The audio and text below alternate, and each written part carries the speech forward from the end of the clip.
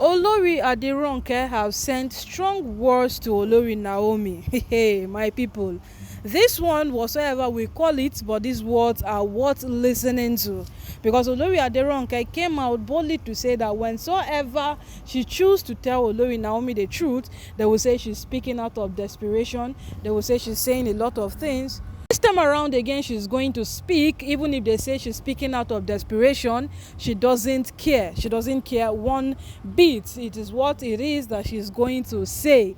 And she's going to talk to Olori Naomi concerning her safety in the palace.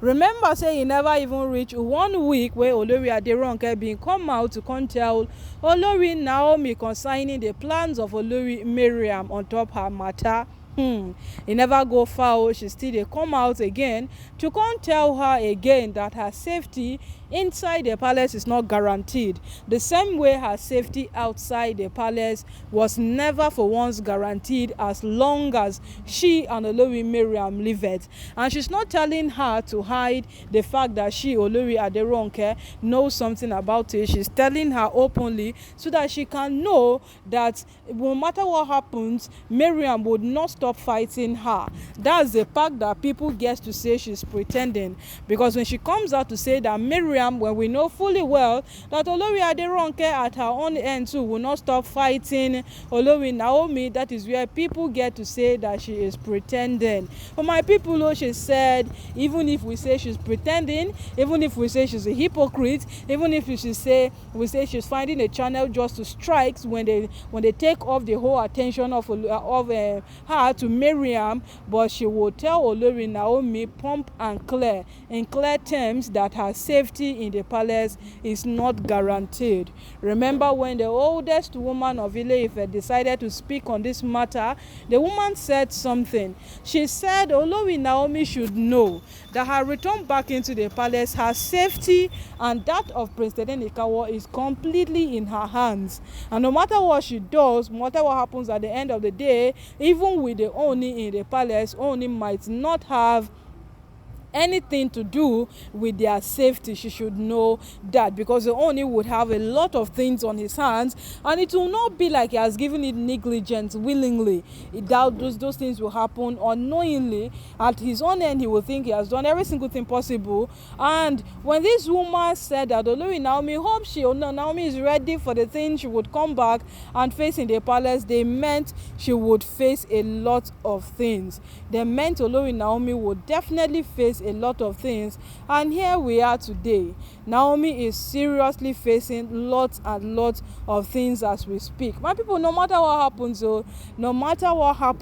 nothing will change the fact that Olori Naomi, from these few days of her return back into the palace, she has faced more than enough. So Olori Ronke has come out to still remind her that Olori Mariam will stop at nothing until she achieves whatsoever she wants to achieve. Olori Mariam will keep on fighting her to the last day. In fact, Mariam has verged that she will go to the extreme end of this whole matter to see to it that she outruns Olori Naomi. And Naomi got God. That's one thing we know for sure. Olori Naomi has God. Aside from Olori Naomi having God, what does Olori Ronke and Mariam goes for? They goes for juju. That is what they goes for. Every single thing they are going for juju. Every single drop they are going for juju. And as it stands right now, my people, we don't even know wetin can be this woman problem. When this whole juju of a thing gets exposed, PAC himself will feel highly disappointed about it. He has never been proud for a single reason that his wives are being mentioned on juju. Look at when they found juju in the palace, and Olori Ronke had something to know about it. In fact, she had a lot to say about it. The Ooni was highly disappointed. Yes, we could read the disappointment was on his face when he shook his head so much concerning Olori Ronke. And for that singular reason, it even warranted Olori Ronke going to her home. That was when her mother went ahead to tell her how many wives her own grandfather had, but they never had issues. They lived together as a family, and she's surprised at the reality that Ooni does not even have many wives. Ooni has less than 10 wives, and what is happening in the palace, she doesn't like the fact that she keeps hearing her name every single day, that she's doing this, she's doing that. That was when she came back. My people right now know this woman has still come out again to say one or two to Olori Naomi. She's technically telling Olori Naomi in plain words that she and Olori Mariam are stopping at nothing. They will fight Olori Naomi with their last drop of blood. This whole thing put together would only tell us prophecies that came in. You know that during this period of Olori Naomi's return back into the palace, when Pastor Tibetan said they should not ignore the consequence of these things, everybody dragged him. That must he talk? If he did not hear from God, he should not bother saying any single thing. You know, all of these things put together, they dragged him so much that Pastor Tibetan went on a break, even making prophecies concerning Olori Naomi and her return back into the palace, because even the Ooni himself, we can attest to that fact that the Ooni himself was furious. The Ooni was angry at the fact that that Pastor Tibetan made a prophecy concerning Olori Naomi that did not come out well. We ignored the consequences. We ignored the bad things that will come with this very return back into the palace. You know, we focused on the good things, and today Olori Ronke is telling Olori Naomi that her safety in the palace is not guaranteed. And with all of these things put together, my people, Olori Naomi has nowhere to run to. If Olori Naomi stays in Akure, these women will follow her to Akure. If Olori Naomi goes to Abuja, these women will follow her to Abuja. When she goes to Singapore, it will be like they will be on a flight to follow her to Singapore.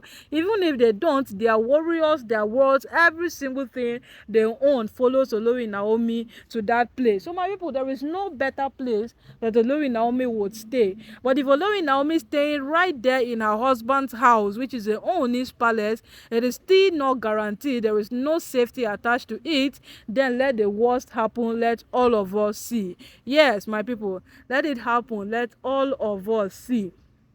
Because as it stands right now, no person no even know where to start from, where to hold this matter, where to pull it over, where to even drag the whole thing from. Person no. But as it stands right now, we know we stand with Olori Naomi.